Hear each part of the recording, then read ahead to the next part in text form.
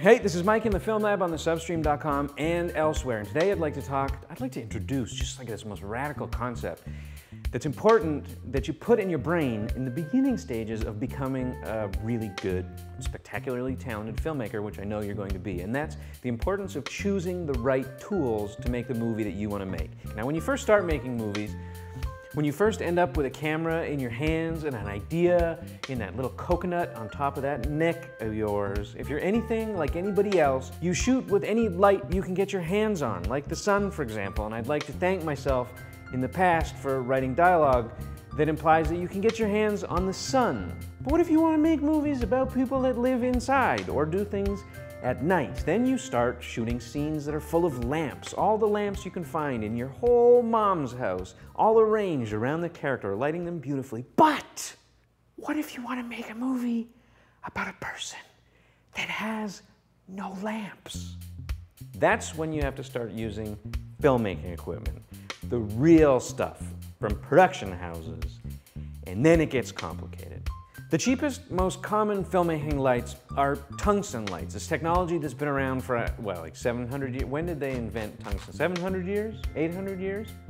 I think dinosaurs invented them, actually. They use a whole crap load of electricity, a lot of electricity, to get this little chunk of tungsten, which is an element, really hot. It then emits a bunch of light, which comes out about 3,200 degrees Kelvin.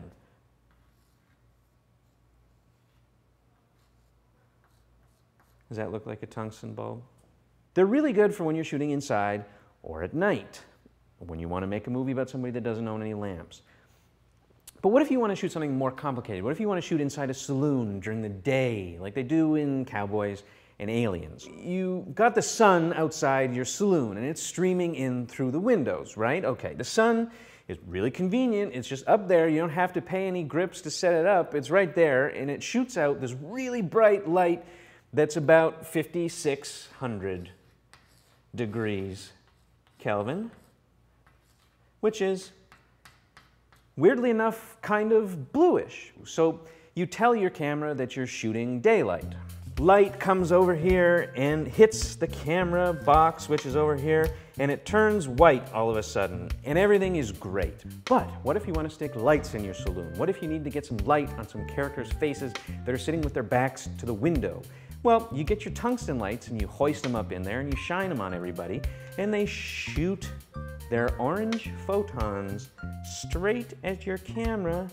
But your camera is set to perceive that sunlight is white, and you end up with a huge, horrible mess of mixed sources. You have neutral-looking sunlight with weird, orangish-looking tungsten light everywhere else. So maybe you tell the camera that you're shooting tungsten light instead. So then you end up with neutral-looking tungsten light, but then horrible, crazy, weird blue light coming in through the windows. This is a bad situation. Mixed sources suck. They're the worst. So what do? You correct one of your sources with gels, this stuff called CTB. That's on that lamp over there that we're using because we have a big skylight that's sending a bunch of blue sunlight in.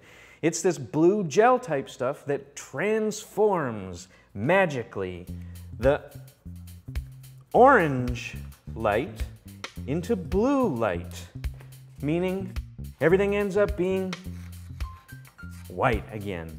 That being said, it's terrible to work with, it's inconvenient, it's never around when you need it, and most importantly, it sucks 2 whole stops out of the power output of your light, making already inefficient tungsten lights even more inefficient and defeating the purpose of setting up lights in the first place, which means when you correct tungsten lights, you need more tungsten lights, which means you need to spend more money and use more electricity and have more people on set. It's terrible.